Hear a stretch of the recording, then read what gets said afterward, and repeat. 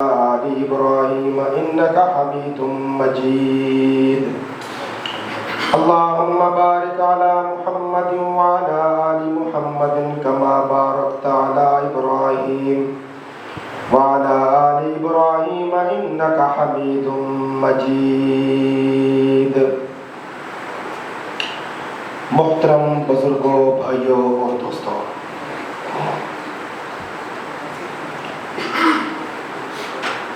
آج کے درس قرآن مجید کے لیے ہم نے سورۃ البقرہ کی آیت نمبر 43 سے آیت نمبر 46 تک کا انتخاب کر کے تلاوت کی ہے۔ اللہ تبارک و تعالی وقت مقررہ کے اندر رہتے ہوئے ان آیات بینات سے روشنی لے کر کچھ کہنے کی، آپ کو سننے کی توفیق عطا فرمائے، اور اس کے بعد ہم سب کو عمل کرنے کی توفیق نصیب فرمائے۔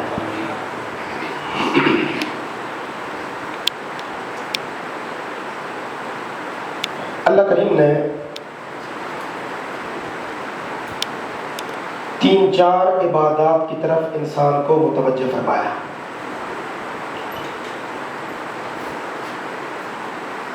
سب سے پہلے اس عبادت کی طرف متوجہ کیا جس کا تعلق اللہ کے حق کے ساتھ ہے۔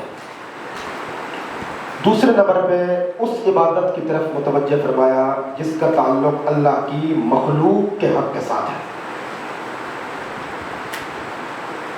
اللہ کے حقوق میں سے سب سے پہلا حق ہے اقامت صلاۃ، نماز کو قائم کرنا۔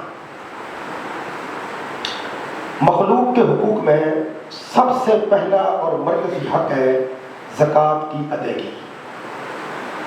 نماز کے ضمن میں سارا کچھ آ جاتا ہے، نوافل بھی، تلاوت بھی، عمرہ حج بھی، جہاد بھی، تبلیغ بھی، رزق حلال بھی۔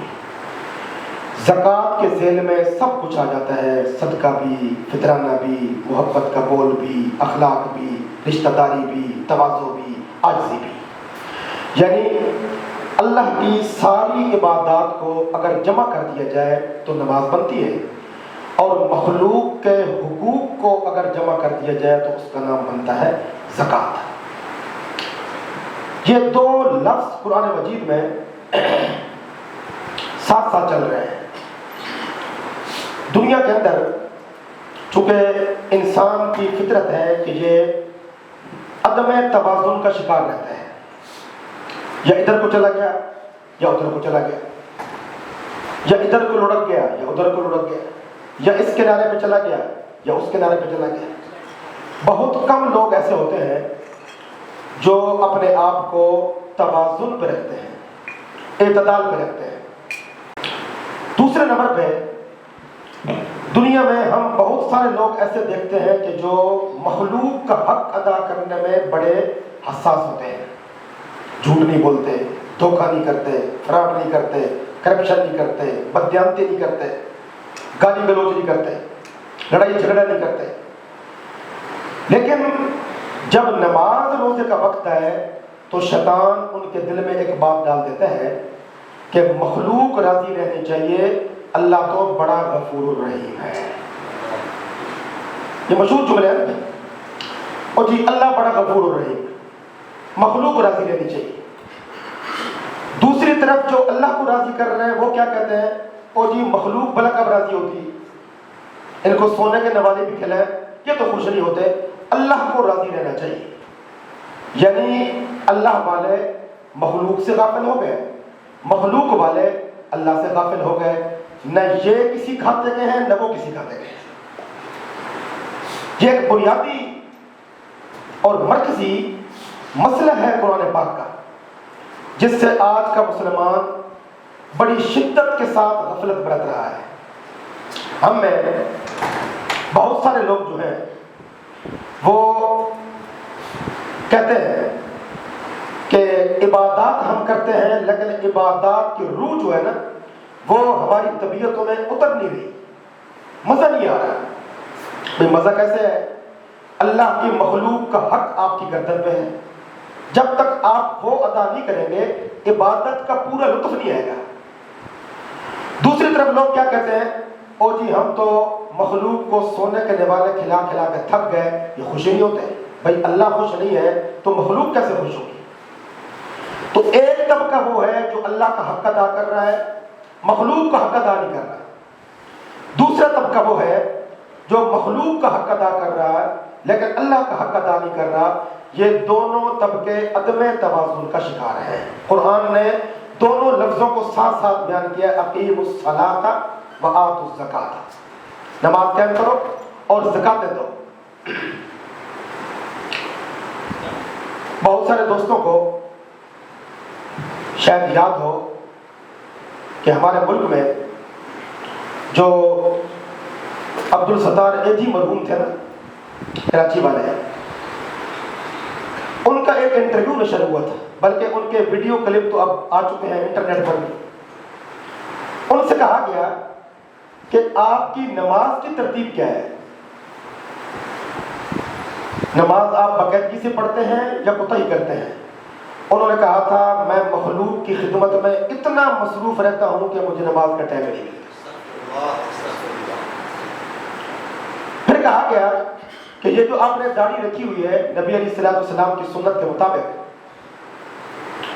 اس کی آپ کے نزدیک کیا اہمیت ہے؟ انہوں نے کہا اصل میں مخلوق کی خدمت میں اتنا مصروف رہتا ہوں کہ مجھے شیو کرانے کا ٹائم نہیں ملتا. اب دیکھیے نا, ایک بندہ سرے سے داڑھی رکھتا ہی نہیں, چلو ہے ہی نہیں نا, لیکن ایک بندے کی ہے بھی اور پھر بھی وہ ثواب سے محروم ہے.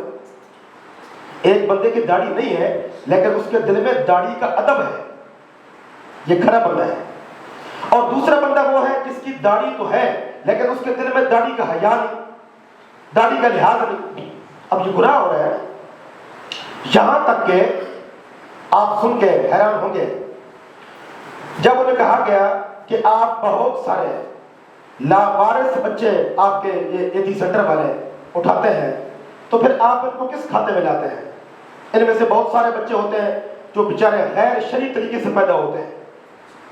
تو اس پر جو انہوں نے بات کی تھی وہ بڑی خطرناک تھی. انہوں نے کہا کہ کوئی بچہ غیر شرعی طور پر پیدا ہوتا ہی نہیں. نکاح کی اسلام کے اندر کوئی حیثیت ہی نہیں. مرد عورت آپس میں تعلق قائم کر لیں, بچہ پیدا ہو جائے وہ حلال ہے بس.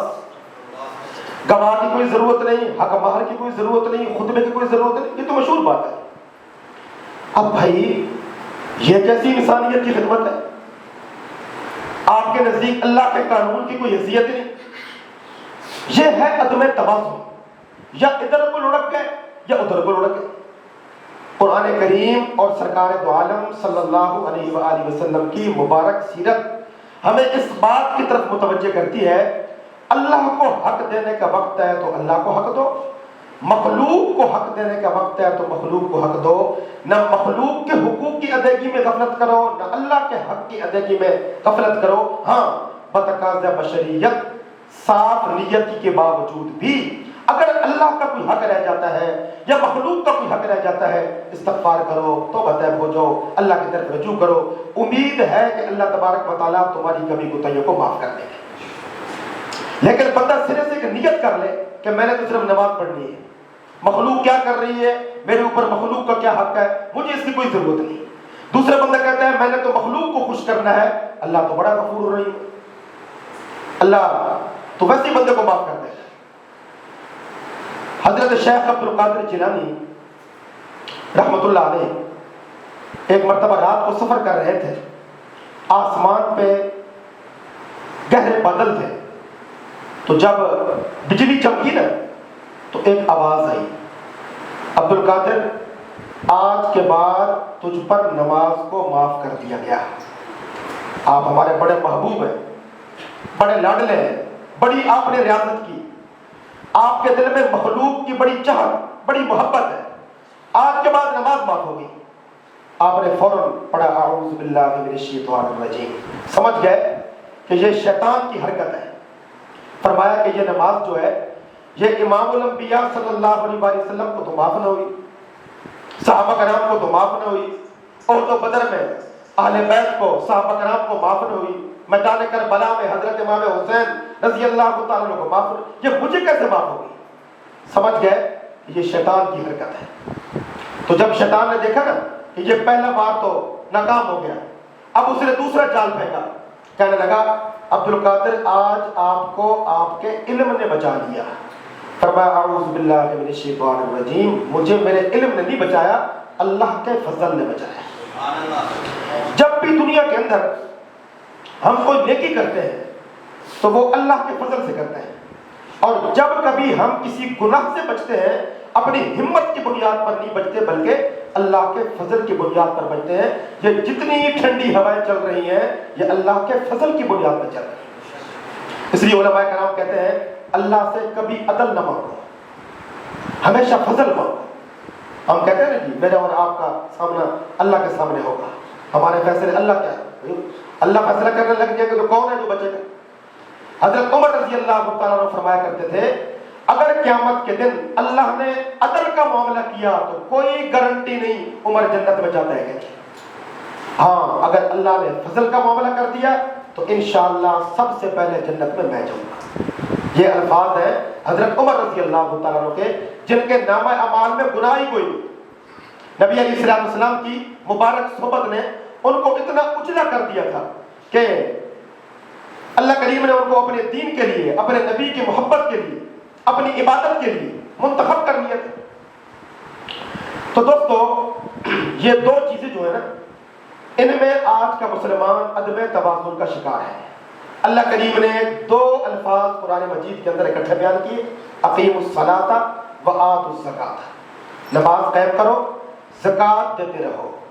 پورے قرآن میں کہیں بھی نہیں ہے کہ نماز پڑھو۔ نماز کا پڑھنا اور چیز ہے، نماز کا قائم کرنا اور چیز ہے۔ قائم کرنے کا مطلب کیا ہے؟ جب آپ نماز پڑھ رہے ہو تو دیکھا جائے گا کہ آپ کے دل میں نماز کا اہتمام کتنا ہے، نماز کے مسائل سیکھنے کا شوق کتنا ہے، پھر مسائل سیکھنے کے بعد آپ سیکھے ہوئے مسائل کے مطابق عمل کر رہے ہیں یا اپنی مرضی کے مطابق عمل کر رہے ہیں۔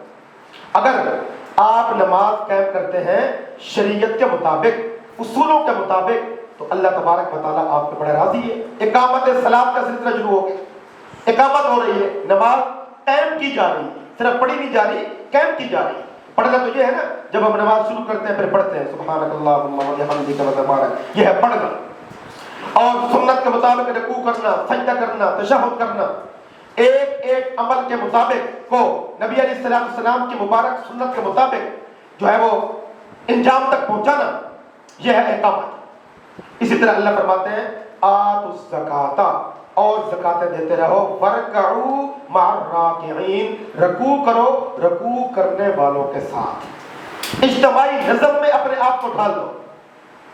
اس کے بعد اللہ کریم نے اسی ضمن میں ایک اور بات بیان فرمائی، اتأمرون الناس بالبر وتنسون انفسکم وانتم تتلون الکتاب افلا تعقلون، کیا تم لوگوں کو نیکیوں کا حکم دیتے ہو اور اپنے آپ کو بھول جاتے ہو؟ اتأمرون الناس بالبر، کیا تم لوگوں کو نیکیوں کی تلقین کرتے ہو، وتنسون انفسکم، اپنے آپ کو بھول جاتے ہو۔ اب یہاں سے بڑی غلط فہمی ہو جاتی ہے۔ غلط فہمی یہ ہو جاتی ہے، بعض لوگ کہتے ہیں کہ جب ہم خود نیکی نہیں کر رہے ہم دوسروں کو نیکی کی تلقین کیوں کریں؟ جب ہم خود غلط کام کر رہے ہیں ہم دوسروں کو غلط کام سے کیوں روکیں؟ یہ تو بالکل ایسی ہے جیسے باپ گھر میں بیٹھا سگریٹ پی رہا ہے اور وہ بچے کو سگریٹ پینے سے منع نہ کریں کہ میں تو خود پی رہا ہوں، یہ کیسے ہو سکتا ہے؟ حالانکہ یہ تو تربیت کے خلاف ہے۔ بہت سارے کام ایسے ہوتے ہیں جو ہماری صحت کے لیے مضر ہوتے ہیں، والدین کر رہے ہوتے ہیں لیکن وہ اپنے بچوں کو نہیں کرنے دیتے۔ بہت ساری معاشرتی اور سماجی غلطیاں ایسی ہوتی ہیں جو ہم خود کر رہے ہوتے ہیں لیکن ہم نہیں چاہتے کہ ہمارے بچے کریں۔ اس کا مطلب یہ نہیں، اس کا مطلب یہ ہے جب کبھی تم دوسروں کو نیکی کی تلقین کرو تو اپنے نفس کا بھی محاسبہ کرو کہ تمہیں بھی یہ کام کرنا چاہیے، تمہیں بھی یہ عمل کرنا چاہیے، اور اگر کسی وجہ سے کوئی مسلمان فوری طور پہ عمل کرنے کی پوزیشن میں نہیں تو کم از کم وہ دوسروں کو دعوت دینے کے جو نہ دینے کا جو جرم ہے اس میں اپنے آپ کو مبتلا نہ کرے، دوسروں کو ضرور دعوت دیں۔ دین کی طرف بلائیں، دین کی طرف راغب کریں۔ کیا تم لوگوں کو نیکی کا حکم کرتے ہو وَتَنْسَوْنَ أَنفُسَكُمْ، اور اپنے آپ کو روکتے ہو وَأَنْتُمْ تَتْلُونَ الْكِتَابَ، حالانکہ تم کتاب کی تلاوت کرتے ہو أَفَلَا تَعْقِلُونَ، کیا تمہیں عقل نہیں؟ اب یہ اللہ پاک نے ایک سوال اٹھایا ہے، یہ اصل مرض کس کا ہے؟ جب یہ آیت نازل ہو رہی تھی، کس طبقے کا یہ مرض تھا کہ وہ دوسروں کو اچھائی کی تلقین کرتے تھے، خود اچھائی نہیں کرتے تھے؟ بنیادی طور پر مذہبی اور فکری اعتبار سے یہ بری عادت تھی یہود و نصارہ کی۔ یہود کہتے ہیں ہم تورات کی تلاوت کرتے ہیں، اور عیسائی کہا کرتے تھے ہم انجیل پڑھتے ہیں۔ اللہ تعالیٰ نے فرمایا تم تو کتاب کے پڑھنے کے مدعی ہو، انجیل بھی ہماری کتاب ہے، تورات بھی ہماری کتاب ہے۔ تورات کے اندر لکھا گیا یہ چیزیں حرام ہیں، تم کرتے جا رہے ہو۔ انجیل کے اندر لکھا گیا یہ چیزیں حلال ہیں، تم نہیں کرتے۔ لوگوں کو کہتے ہو فلاں کام کرو، فلاں کام کرو۔ اللہ پاک نے اس ماحول میں نبی علیہ السلام کی ایک ایسی مقدس جماعت کو پیدا فرمایا جنہوں نے کتاب و سنت کے مطابق عمل کر کے دنیا کو دکھایا۔ یہود و نصارہ کا ایک ماحول بنا ہوا تھا نا، کہ جو کام لوگوں کو کہتے تھے خود نہیں کرتے تھے۔ اللہ نے فرمایا اگر تربیت کرنے والا معیاری ہو اور کسی بندے کے دل میں اللہ کی جناب میں مواخذے کا ڈر ہو، جو وہ سنے گا ضرور عمل کرے گا۔ اگر کسی کو یقین نہ آئے تو یہ میرے نبی کے صحابہ کو دیکھ لو، اہل بیت کرام کو دیکھ لو، ازواج مطہرات کو دیکھ لو، بنات طاہرات کو دیکھ لو، کوئی ایک صحابی ایسا نہیں جس کے اوپر بد عملی کا وبال ہو۔ اللہ پاک نے ان کو اتنا پاک کر دیا تھا۔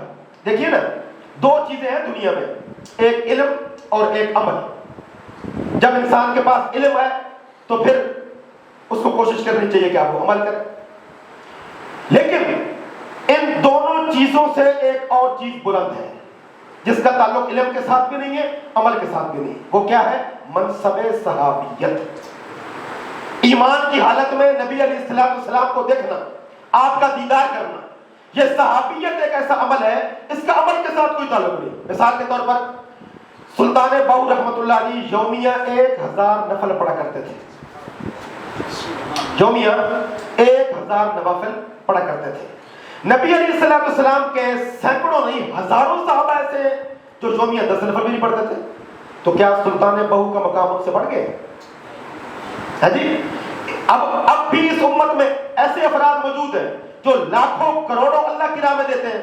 نبی علیہ السلام کے صحابہ میں ہزاروں ایسے تھے جن کی ایسی مالی پوزیشن نہیں تھی، وہ نہیں دیتے تھے۔ تو کیا آج کا یہ مسلمان اس عمل کی وجہ سے صحابہ سے بڑھ گئے؟ نہیں۔ کیوں؟ صحابیت کا علم اور عمل کے ساتھ کوئی تعلق نہیں۔ یہ ایک مستقل صنف ہے، مستقل شان ہے۔ اللہ تبارک و تعالی جس کو نبی کی صحبت سے منور کر دیتے ہیں، اس کا علم تھوڑا بھی ہو، اس کا عمل تھوڑا بھی ہو، تو بھی وہ اللہ کی محبت کے ترازو پہ تل جاتا ہے۔ کیوں؟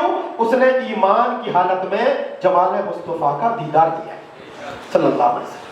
اور اس پر ایک حدیث بھی ہے، سرکار دو عالم صلی اللہ علیہ وسلم نے ارشاد فرمایا جس نے مجھے دیکھا یا میرے دیکھنے والوں کو دیکھا، اللہ تبارک و تعالیٰ قیامت کے دن اس کو دوزخ کے دھوئیں تک سے بھی محفوظ رکھیں گے۔ جنگ احد کے اندر ایک واقعہ پیش آ گیا، ادھر صحابہ کرام کی صفیں ہیں، خیمے ہیں، اور ادھر کفار کے خیمے۔ ایک نوجوان نکلتا ہے کفار کے خیمے سے، صحابہ کرام نے اس کو پکڑ لیا، یہ ادھر بڑھ رہا تھا نبی علیہ السلام کے مبارک خیمے کی طرف۔ صحابہ کرام نے پکڑ لیا، اس کی تلاشی دی، تو پتہ چلا کہ یہ کافروں کی صفوں سے نکل کے ادھر آ رہا ہے۔ ابھی آپ کس ارادے سے آ رہے ہو؟ اس نے کہا مجھے نبی علیہ السلام سے ملوا دو۔ صحابہ کرام اس کو پکڑ کے لے گئے بارگاہ رسالت میں، یا رسول اللہ صلی اللہ علیہ وسلم، عین لڑائی کا ماحول ہے اور یہ کفار کی صفوں سے نکل کے ادھر آ رہا ہے، آپ ذرا سے پوچھئے یہ کس ارادے سے آیا؟ اللہ کے نبی نے پوچھا ہاں بھائی تم کس ارادے سے آئے ہو؟ اس نے کہا مجھے کلمہ پڑھا دیجیے۔ اب دیکھیے نا، ہدایت کا کوئی ٹائم مقرر نہیں ہوتا، کہیں بھی کسی وقت کسی کو مل جائے، اس لیے ہمیں کہا گیا ہر وقت ہدایت مانگتے رہو، اہدنا الصراط المستقیم۔ پروردگار عالم ہمیں سیدھے راہ کی طرف ہدایت عطا فرما۔ یہ ہدایت کا عمل اور ہدایت کی طلب ایسی شاندار چیز ہے ہر بندے کو کہا گیا ہر نماز کی ہر رکعت میں یہ دعا مانگے، اہدنا الصراط المستقیم۔ کیوں؟ اگر کوئی بندہ نکاح کر لینے کے بعد پوری زندگی اللہ سے اولاد نہیں بھی مانگے گا، اللہ پھر بھی اس کو اولاد عطا کر دیں گے۔ رزق نہیں مانگے گا، بن مانگے اللہ اس کو رزق بھی عطا کر دیں گے۔ دنیا میں کئی لوگ ایسے ہیں جو اللہ کو نہیں مانتے، نہ اولاد کی کمی ہے، نہ رزق کی کمی ہے، نہ عزت کی کمی ہے، نہ منصب کی کمی ہے، نہ روپے پیسے کی کمی ہے، لیکن ایک چیز اللہ کی جناب میں اور اللہ کے خزانوں میں ایسی ہے، وہ مانگنی پڑتی ہے۔ مانگیں گے تو اللہ دے گا، بن مانگے اللہ وہ دیتا ہی نہیں، وہ ہے ہدایت۔ اہدنا الصراط المستقیم، یا اللہ سیدھی راہ کی طرف ہدایت۔ اللہ کسی کو بے ہدایت کر کے نہ مارے، یہ بڑی سخت سزا ہے دنیا کے اندر۔ جب اللہ کسی کو بے ہدایت کر دے، دین سے محروم کر دے، اپنے نبی کی شریعت اور فرامین سے اس کو دور کر دے، اس سے بڑی سزا دنیا کے اندر اور کوئی نہیں ہے۔ اس لیے کہا گیا ہر وقت ہدایت مانگتے رہو۔ ہدایت کا کوئی موسم نہیں، ہدایت کے لیے کچھ جگہ متعین نہیں، ہدایت کے لیے کچھ جگہ خاص نہیں۔ کسی وقت کسی بندے کو کسی ایک بول اور جملے سے اللہ کریم جو ہے وہ ہدایت عطا کر سکتے ہیں۔ ہمارے استاد محترم تھے جامعہ شریفیہ میں، شیخ الحدیث حضرت مولانا عبد الرحمن اشرفی رحمۃ اللہ علیہ۔ ایک دن جمعہ کے تقریر کے دوران ایک صاحب آ گئے، تو اگلے دن انہوں نے پھر سبق میں بتایا کہ یہ بندہ جو آیا تھا نا، یہ یومیہ شراب کا عادی تھا اور یہ کہا کرتا تھا کہ میں پانی کی جگہ شراب پیتا ہوں۔ اللہ کریم نے اس کو ہدایت کی، اب 15-20 سال سے اس نے شراب کو بالکل چھوڑ دیا۔ وہ میرے پاس آتا ہے، وہ فرمانے لگے کہ میرے پاس روزانہ آتا ہے، اور اب اس کا چہرہ دیکھیں، اس کے نماز روزہ دیکھیں، اس کی عبادت کا شوق دیکھیں۔ اللہ نے اس کو شراب نوشی سے نجات عطا کر دی، اور وجہ کیا بنی؟ فرمایا ایک دن یہ میرے پاس آیا صبح سویرے اور کہنے لگا جی آج میں آپ کو گواہ بناتا ہوں کہ میں کبھی شراب کو منہ نہیں لگاؤں گا۔ میں نے کہا بھی آپ تو کہا کرتے تھے کہ یہ میری گھٹی میں پڑ گئی ہے، میں فوراً چھوڑ نہیں سکتا، چھوڑتا ہوں تو بیمار پڑ جاتا ہوں، بستر پہ لگ جاتا ہوں۔ اس نے کہا جی آج کے بعد چاہے میں مر جاؤں، اب میں شراب نہیں پیوں گا۔ بھئی سبب کیا بنا؟ تو اس نے بتایا کہ آج اپنے گھر میں اکیلا کمرے کے اندر بیٹھ کے جب میں نے شراب کے برتن کو اپنے منہ سے لگایا تو ساتھ ہی سامنے الماری پہ ایک سٹکر لگا ہوا تھا جو میرے بچوں نے لگایا، اللہ دیکھ رہا ہے۔ بس یہ بات میرے دل پہ اثر کر گئی، یعنی عادی شرابی کے شراب چھوٹنے کا سبب کیا بنا؟ سٹکر۔ پتہ چلا کوئی نیکی چھوٹی نہیں ہوتی۔ اگر آپ چھوٹی سی بھی نیکی کریں گے نا تو یہ مت سمجھیں کہ یہ چھوٹی ہے، پتہ نہیں کتنوں کو ہدایت کا سبب بن جائے۔ آپ کے منہ سے اگر کوئی اچھا لفظ یا اچھا بول نکلے گا تو آپ اس کو معمولی نہ سمجھیں، خدا جانے وہ کتنوں کی ہدایت کا سبب بن جائے گی۔ تو اللہ تعالیٰ ہدایت نہ دے، سارا قرآن پڑھ کے سنا دو، وہ بے ہدایت رہے گا۔ اللہ ہدایت دے تو ایک سٹکر پڑھ کر بھی اللہ ہدایت دے۔ تو پتہ چلا اہدنا الصراط المستقیم۔ ہر وقت اللہ سے ہدایت مانگو، اللہ کہیں ہدایت کے عمل کو روک نہ دے، اللہ کریم کہیں ہدایت کے اس منزل کو یا ہدایت کے اس سفر کو یا ہدایت کے اس منزل سے تمہیں دور نہ کر دے۔ ہر وقت اللہ سے ہدایت مانگتے رہو۔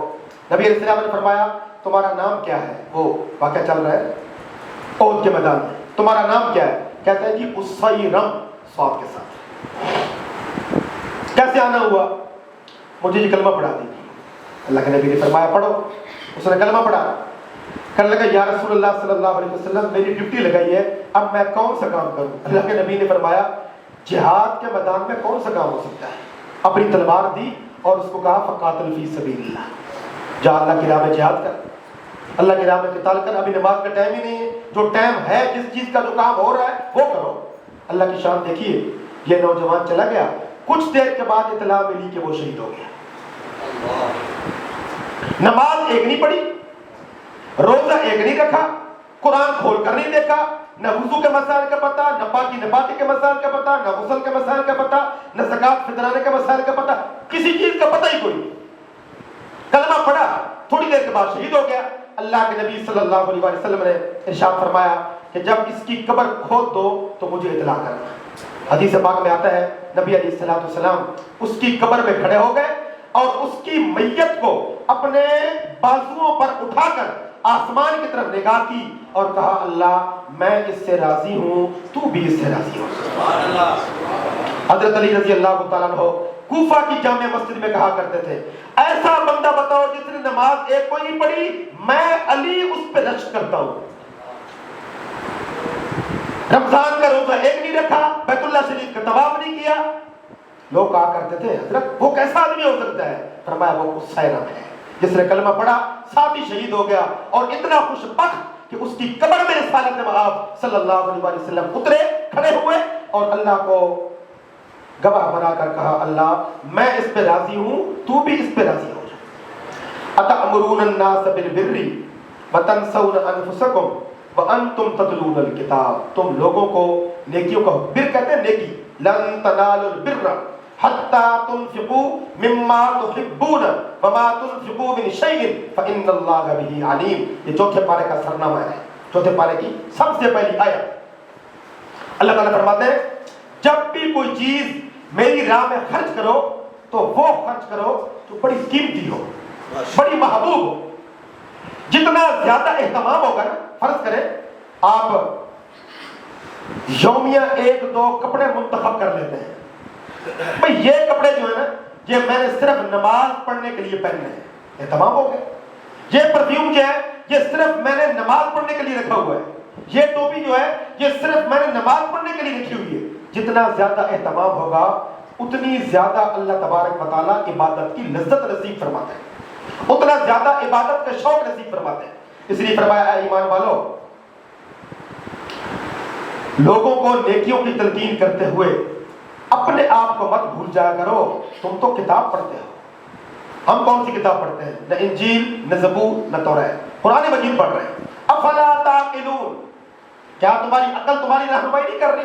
یعنی یہ چیز تو عقل کی خلاف ہے نا کہ بندہ خود گناہ کر رہا ہو دوسروں کو نیکی کی دعوت دے رہا ہو، یہ چیز عقل کی خلاف ہے۔ اللہ فرماتے ہیں ایک چیز تمہاری عقل کے ساتھ ہی میچ نہیں کرتی، کم از کم یہ تو دیکھو لوگ غلط کر رہے ہیں تم سے وہ برداشت نہیں ہوتا تو پھر تم بھی غلط کاری چھوڑ دو، اور دوسرے نیکی کر رہے ہیں تمہیں یہ بات اچھی لگتی ہے تو پھر تم بھی نیک بن جاؤ۔ اس لیے کہ اللہ نے ہر انسان کی فطرت میں، ہر انسان کی طبیعت میں نیکی کا مادہ رکھا ہوا ہے۔ کوئی بندہ گناہگار مومن اگر ہو، گناہگار تو ہو سکتا ہے لیکن اس کے جو اندر ایمان کا چراغ ہے نا وہ کبھی بجھتا نہیں ہے، کہیں نہ کہیں وہ جلتا رہتا ہے۔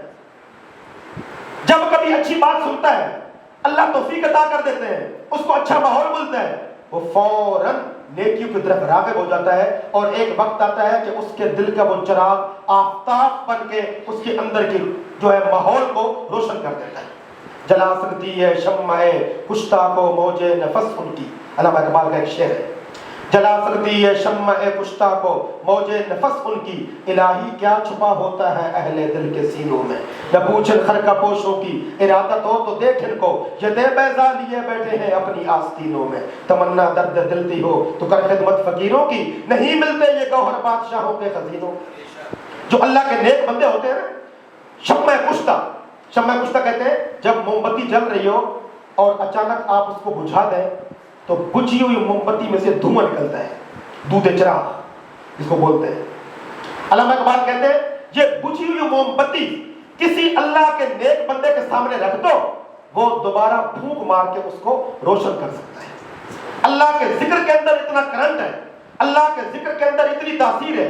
خلیفہ مستنجد باللہ شیخ عبد القادر جیلانی رحمۃ اللہ علیہ کے زمانے کا بادشاہ تھا، کہنے لگا عبد القادر جیلانی کی مسجد کون سی ہے؟ بتایا گیا بغداد کے اندر فلاں مسجد ہے، آج فلاں ان کی مسجد میں ہم نے نماز پڑھنی ہے، اور اطلاع نہیں کرنی کہ وقت کا حکمران جو ہے وہ مسجد میں آ رہا ہے۔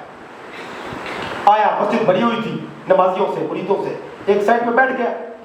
تھوڑی دیر کے بعد اس نے کیا دیکھا کہ پوری مسجد یرحمک اللہ سے گونج اٹھی، یرحمک اللہ۔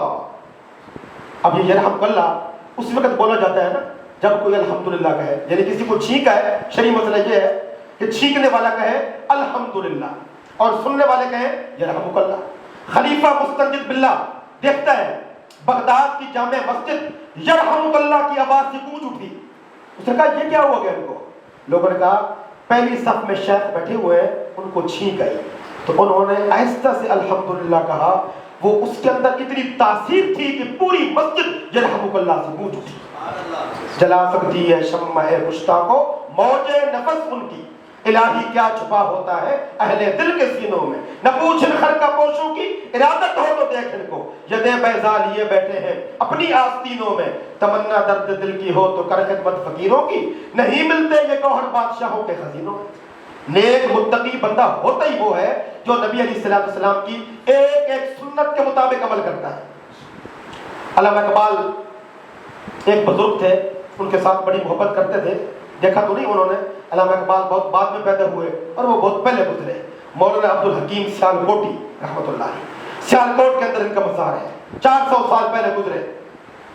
ان کے پاس ایک مرید چلا گیا, 8-10 سال ان کی خدمت میں رہا, اور 8-10 سال کے بعد یہ کہتی ہوئے اجازت مانگی کہ میں نے آپ کی کوئی کرامت نہیں دیکھی. اب کرامت جو ہے نا یہ ولایت کا معیار نہیں ہے, یہ تو اضافی انعام ہے. اللہ تعالیٰ کسی کو دے دے نہ دے تو کسی کی ولایت پہ کوئی حرف نہیں پڑتا. میں نے آپ کی کوئی کرامت نہیں دیکھی. انہوں نے فرمایا بھائی دیکھو ان 8-10 سالوں میں تم نے میرا کوئی عمل نبی کی سنت کے خلاف دیکھا ہے کہ نہیں؟ اس نے کہا یہ تو میں گواہی دیتا ہوں کہ آپ کا کوئی عمل نبی علیہ السلام کی مبارک سنت کے خلاف نہیں ہے. فرمایا پھر آپ خوشی سے واپس جا سکتے ہیں, میرے نامہ اعمال میں اس سے بڑی کرامت کوئی نہیں ہو سکتی کہ بندے کی پوری زندگی جو ہے وہ نبی کی سنت کے مطابق گزرے.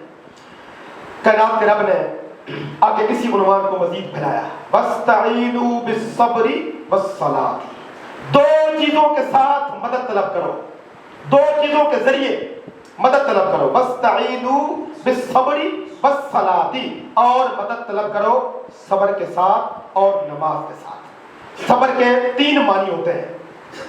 نمبر 1 عبادت پر استقامت اختیار کرنا, یہ صبر ہے. نمبر 2 گناہوں سے اپنے آپ کو بچانے کی ہمت پیدا کرنا, یہ صبر ہے. نمبر 3 کوئی مصیبت آ جائے, تکلیف آ جائے, اس کو برداشت کرنا, یہ صبر ہے. ہم اس تیسری قسم کو صرف صبر کہتے ہیں. پہلی جو 2 قسمیں ہیں نا اس کو ہم صبر میں ڈالتے ہی نہیں. اگر آپ استقامت کے ساتھ نماز روزہ کر رہے ہیں, عبادات کر رہے ہیں, نیکی کر رہے ہیں, تو آپ صبر کی وادیوں سے گزر رہے ہیں.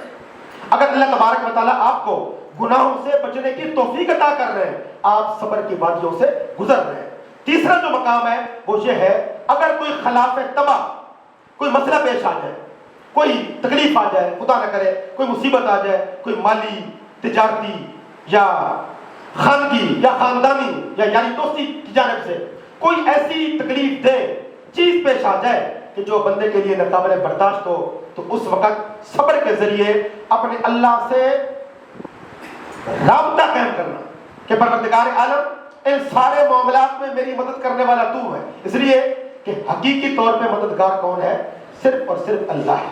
یہ اللہ تعالیٰ کی مدد تمہیں درکار ہو. حضرت ابو سعید خدری رضی اللہ تعالیٰ عنہ فرماتے ہیں کہ لیلۃ الاحزاب کے موقع پر, یعنی غزوہ خندق کے موقع پر میں نے دیکھا کہ نبی علیہ السلام رات کو اپنے خیمے میں نماز پڑھ رہے ہیں, نوافل پڑھ رہے ہیں, اور آپ رو رہے ہیں, اور آپ کا مبارک بدن عطر جو ہے وہ لرز رہا ہے. جب آپ نے سلام پھیرا, میں نے کہا یا رسول اللہ صلی اللہ علیہ وسلم, تمام مجاہدین جو ہیں وہ آرام کر رہے ہیں, آپ بھی کچھ دیر آرام فرما لیتے.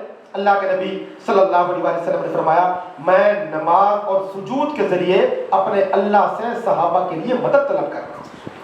وَاسْتَعِينُوا بِالصَّبْرِ وَالصَّلَاةِ, اس واقعے کے تحت ایک اور سبق بھی ملتا ہے. جو سربراہ ہوتا ہے نا, اس کو چاہیے وہ اپنے ماتحتوں کے حق میں اللہ سے رابطہ قائم کرے. جو بادشاہ ہے اگر وہ رات کو اٹھ کر اپنی رعایا کے لیے دعا مانگے گا, اللہ اس کی دعا قبول کریں گے. ماں باپ اگر اولاد سوئی ہوئی ہو اور وہ اپنے اولاد کے لیے اللہ سے دعا مانگیں گے, دیکھیے اللہ تعالیٰ جتنی جلدی آپ کی اولاد کے حق میں آپ کی دعا سنیں گے, وہ کسی مولوی صاحب, کسی پیر صاحب کے لیے سنیں گے. ماں باپ سے بڑھ کے کوئی قریب ہے ہی نہیں. لیکن اب خون اتنے سفید بن چکے ہیں, آپ دیکھیے کس حد تک تناؤ پیدا ہو چکا ہے. اب تو قتل کرنے سے بھی لوگ باز نہیں آتے. بیٹے کے ہاتھوں باپ قتل ہو رہا ہے, باپ کے ہاتھوں اولاد قتل ہو رہی ہے. اس حد تک زمانہ جو ہے وہ بگڑ گیا ہے, اور ہماری جو اخلاقی حالت ہے وہ اتنی دگرگوں ہو چکی ہے کہ اب اس کو لفظوں میں بیان ہی نہیں کیا جا سکتا. اس لیے کہ یہ جو دور ہے یہ سرمایہ درانہ نظام کا دور ہے. سرمایہ درانہ نظام میں یہ ہوتا ہے ہر بندے کی ہڈی میں, ہر بندے کی پسلی میں, ہر بندے کی خون کی ایک ایک بوند میں مال کی محبت رچ جاتی ہے. 7-8 سال پہلے کی بات ہے, ایک نوجوان آیا تھا ادھر مسجد میں میرے پاس. مجھے کہتا ہے جی کہ دعا کریں, مجھے والد کے ترکے میں سے حصہ نہیں مل رہا ہے. والد کے ترکے میں سے حصہ نہیں مل رہا. اب ترکہ کسے کہتے ہیں؟ باپ فوت ہو گیا تو اس نے جو چھوڑا وہ اولاد کے لیے, بیوی بچوں کے لیے ترکہ ہے. میں نے کہا اچھا پہلے یہ بتائیے آپ کے والد کب فوت ہوئے؟ کہتے نہیں جی پہلی صف میں نماز پڑھتے ہیں.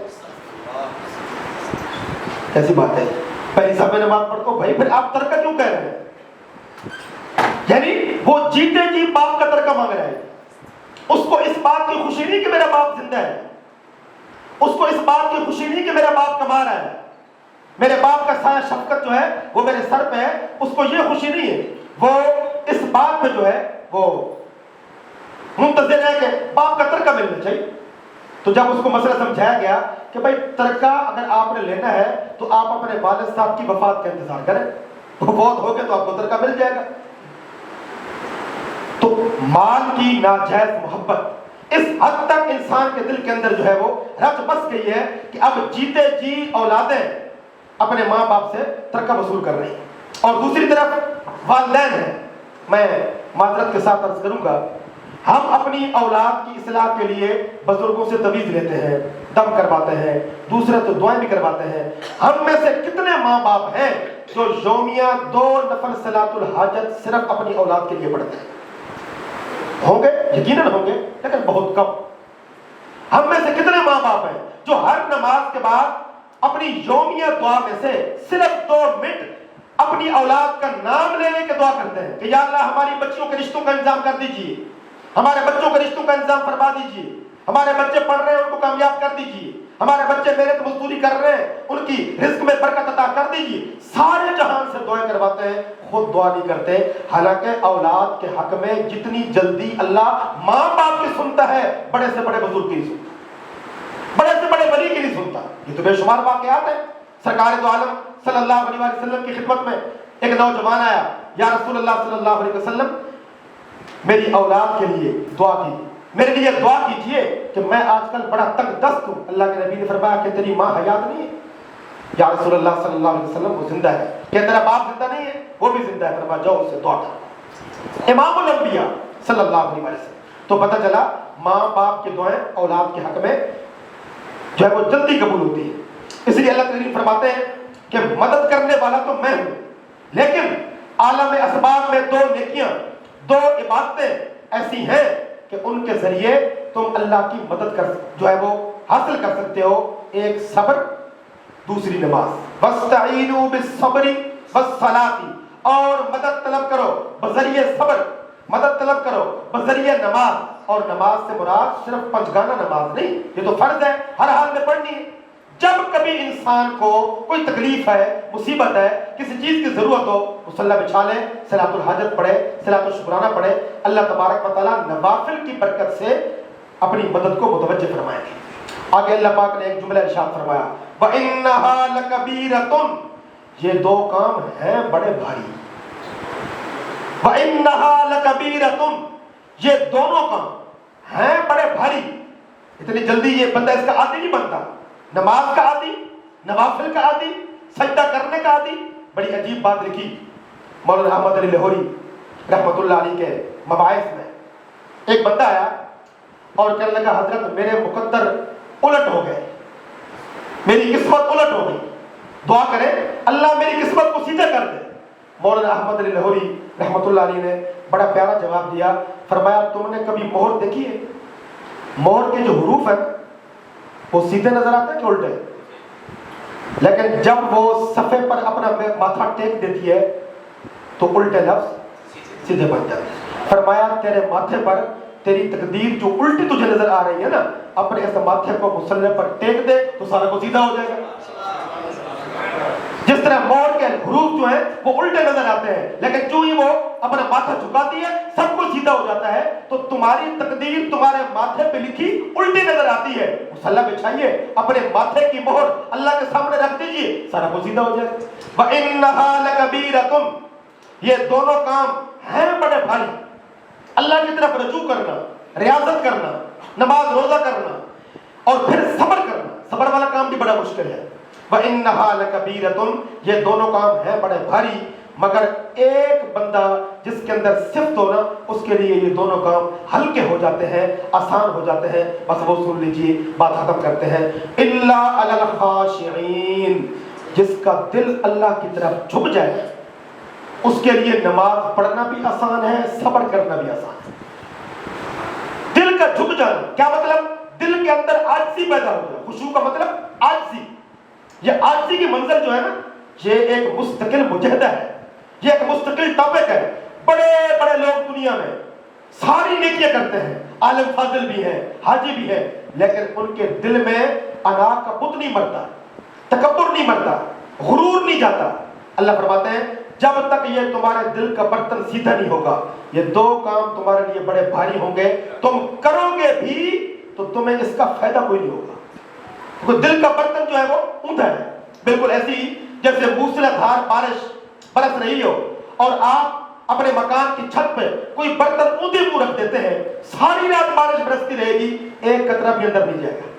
لیکن اگر آپ برتن کا منہ سیدھا کریں گے تو کچھ نہ کچھ پانی برتن کے اندر چلا جائے گا۔ اللہ فرماتے ہیں نماز تو پڑھ رہے ہو، پہلے یہ دیکھو دل کا برتن اوندا ہے کہ سیدھا ہے۔ نیکیاں تو کر رہے ہو، بڑے بڑے مجاہدے ہو رہے ہیں، بڑے بڑی ریاستیں ہو رہی ہیں، بڑے بڑے نیکی اور خیر کے کام ہو رہے ہیں، لیکن اگر تمہارا دل کا برتن جو کا تو اوندا ہے، پھر خیر کی کوئی کرن تمہارے دل کے برتن میں داخل نہیں ہوگی۔ وَإِنَّهَا لَكَبِيرَةٌ إِلَّا عَلَى الْخَاشِعِينَ، یہ دو کام بڑے بھاری ہیں، ہاں مگر ان لوگوں کے لیے بھارے نہیں ہیں جو خاشعین ہیں، اللہ سے ڈرنے والے ہیں، جن کے دل نرم ہیں۔ سرکار دو عالم صلی اللہ علیہ وسلم نے ارشاد فرمایا قیامت کے دن اعلان ہوگا پرندہ دل لوگ ایک طرف جمع ہو جاؤ۔ پرندہ دل پوچھا جائے گا یا رسول اللہ صلی اللہ علیہ وسلم یہ پرندہ دل کون ہوں گے؟ فرمایا وہ ایمان والے جن کے دل میں دوسرے مومنوں کی خیر خواہی ہوگی، وہ کسی سے بدلے نہیں لیتے ہوں گے، وہ اپنے بڑے بڑے حقوق معاف کر دیتے ہوں گے، لیکن دوسروں کے چھوٹے چھوٹے حقوق کی ادائیگی کی ان کے دل میں فکر ہوگی، اور ہر وقت وہ اس دو میں ہوں گے کہ ہم اس حال میں نہ مر جائیں کہ ہماری گردن پر کسی کے کوئی حق باقی رہ جائے۔ اللہ فرماتے ہیں مدد طلب کرو دو چیزوں کے ساتھ، صبر کے ساتھ اور نماز کے ساتھ، یہ دو کام ہیں بڑے بھاری، الا علی الخاشعین، مگر وہ لوگ جن کے دل کے برتن سیدھے خشوع سے بھرے ہوئے ہیں۔ یہ صحابہ کرام کی صرف اللہ کریم نے قرآن پاک کے اندر بیان فرمائی۔ اللہ فرماتے ہیں صحابہ کرام کے دل جو ہے وہ ایمان سے بھرے ہوئے ہیں، ایمان سے اس لیے بھرے ہوئے ہیں کہ اللہ کریم نے ان کے دلوں کو نرم کر دیا، موم کر دیا، ان کے دلوں میں اللہ کی محبت ہے۔ جب اللہ کی محبت ہے مخلوق کی محبت خود بخود آ گئی۔ اور خاشعین کی جو تفسیر اللہ پاک نے خود بیان فرمائی وہ اگلی آیت کے اندر آ رہی ہے، اور یہ ہمارے آج کے درس کی آخری بات ہے۔ الذین یظنون انہم ملاقو ربہم وانہم الیہ راجعون۔ خاشعین کی نشانی کیا ہے؟ کیسے پتہ چلے کہ فلاں بندے کا دل بڑا نرم ہے؟ اللہ نے کلیہ بتا دیا۔ اگر تم یہ جانچ کرنا چاہتے ہو کہ میرے دل میں خشوع ہے کہ نہیں، سامنے والے بندے کے دل میں خشوع ہے کہ نہیں، ایک پیمانہ میں دے رہا ہوں، اس پر جانچ لو۔ وہ لوگ جو ہر وقت یہ گمان کرتے ہیں بہت جلد مر کے ہم نے اللہ سے ملنا ہے، وَأَنَّهُمْ إِلَيْهِ رَاجِعُونَ، اور ہم نے اللہ کی طرف لوٹ کے جانا ہے۔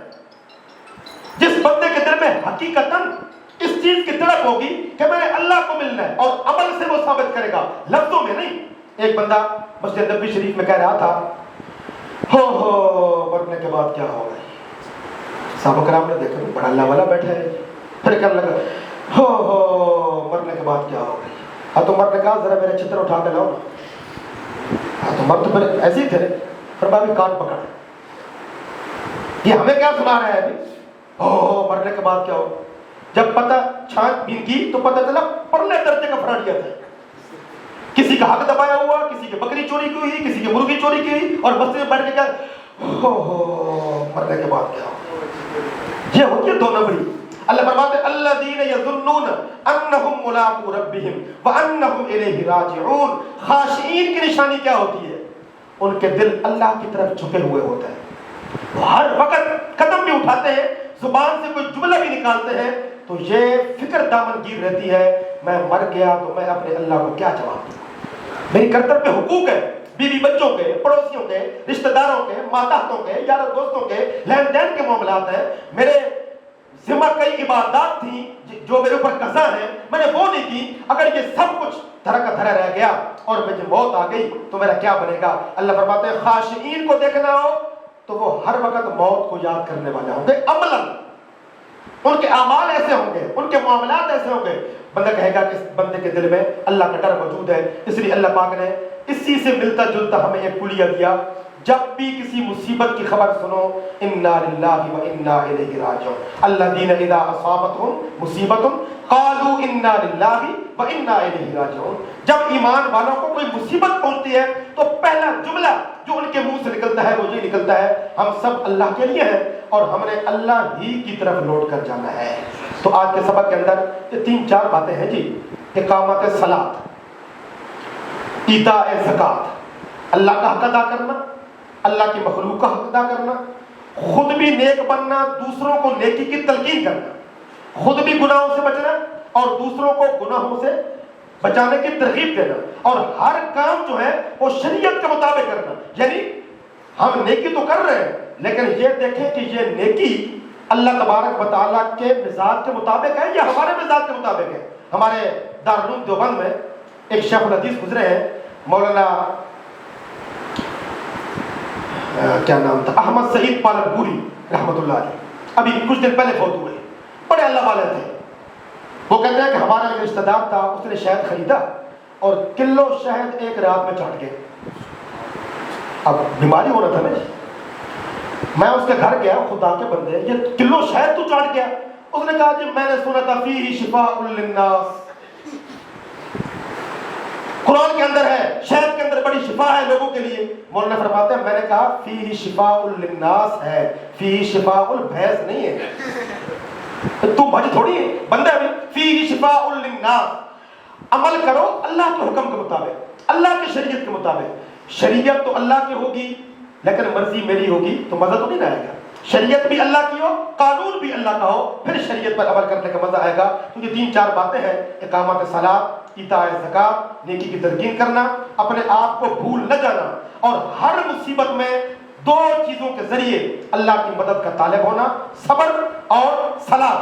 اور ان ساری چیزوں کا مجموعہ اللہ نے ایک لفظ میں بیان کر دیا وَإِنَّهَا لَكَبِيرَةٌ إِلَّا عَلَى الْخَاشِعِينَ۔ یعنی اگر آپ چاہتے ہیں نا ہم نمازی بھی بن جائیں، زکوٰۃ دینے والے بھی بن جائیں، دوسروں کو نیکی کی تلقین کرنے والے بھی بن جائیں، خود بھی نیک بن جائیں، تو ایک کام کر لیں، دل میں عاجزی پیدا کر لیں۔ عاجزی پیدا ہو جائے گی، سارے کام آسان ہو جائیں گے۔ جب تک دل میں اناقہ جو ہے وہ بت موجود ہو، اللہ تبارک و تعالیٰ اگر بظاہر نیکی کی توفیق عطا بھی کر دیں تو اس کا انسان کی طبیعت پر کوئی فائدہ نہیں ہوتا۔ اللہ ہم سب کو عمل کی توفیق دے۔ وآخر دعوانا الحمدللہ۔ بس الحمدللہ رب العالمین والعاقبۃ للمتقین والصلاۃ والسلام علی سید الانبیاء والمرسلین۔ اللہم انت السلام ومنک السلام تبارک یا ذا الجلال والاکرام۔ سمعنا واطعنا غفرانک ربنا والیک المصیر۔ یا اللہ ہفتہ وار اس درس قرآن کی محفل میں تمام بزرگوں کا، بچوں کا، جوانوں کا، مستورات و مخدرات کا تشریف لانا اپنی بارگاہ میں قبول فرما۔ جو کچھ کہا گیا ہے اللہ اس کو ہماری ہدایت کا ذریعہ بنا، قیامت کے دن نجات کا ذریعہ بنا، اور یا اللہ ہم سب کو اس پر عمل کرنے کی توفیق عطا فرما۔ اے اللہ عصر حاضر کے ہر فتنے سے، ہر شر سے ہم سب کی حفاظت فرما۔ یا اللہ ہم سب کو نیکی اور خیر کے کاموں میں قبول فرما۔ سرکار دو عالم صلی اللہ علیہ وسلم کے پیاری اور نورانی سنتوں پر عمل کرنے کی توفیق عطا فرما۔ تمام بیماروں کو شفا عطا فرما، بے اولادوں کو اولاد فرما بردار نصیب فرما، جو مقروض ہیں ان کے قرضوں کی ادائیگی کی صورت پیدا فرما، جو دنیا سے چلے گئے اے اللہ ان کی قابل مغفرت فرما۔ اے اللہ جو جس حال میں پریشان ہے اس کی پریشانیوں کو دور فرما۔ گزشتہ ہفتے ہماری اسی گلی میں بھائی اقبال صاحب اللہ تعالیٰ کو پیارے ہو گئے تھے، دعا فرمائے اللہ تعالیٰ ان کی مغفرت فرمائے، اللہ ان کے درجات کو بلند فرمائے، اور ہمارے احبا رشتہ داروں محلے داروں میں جو دنیا سے جا رہے ہیں اللہ سب کی قابل مغفرت فرما۔ وصلی اللہ تعالی علی خیر خلقہ محمد وعلی آلہ واصحابہ اجمعین برحمتک یا ارحم الراحمین۔